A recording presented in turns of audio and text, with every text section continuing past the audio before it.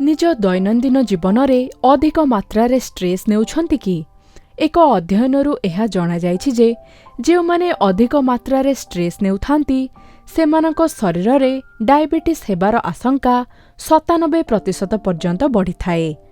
Stress नेबा द्वारा शरीर रक्त शर्करा स्तर में वृद्धि घटी थाए। एहा सहित अधिक स्ट्रेस नेउथुबा व्यक्ति माने विभिन्न प्रकार हृदरोगर शिकार मध्य होइथांती। सेमानक क्षेत्र में हार्ट अटैक रो संभावना मध्य अधिक थाए। यह सीधा सड़क ब्रेन उपरे प्रभाव पकाई थाए। समय समय ब्रेन ट्यूमर रो कारण साजिबा सहित अधिक स्ट्रेस नेउथुबा व्यक्ति माने अधिकांश समय रे डिप्रेशन रो शिकार मध्य होइथांती।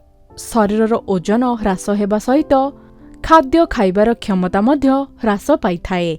शरीर रो मेटाबॉलिज्म दुर्बल हेबा सहित अधिक स्ट्रेस नेउथुबा व्यक्ति माने प्रायतः मूड स्विंग्स, एंजाइटी एवं पैनिक अटैक रो शिकार मध्य होइथांती।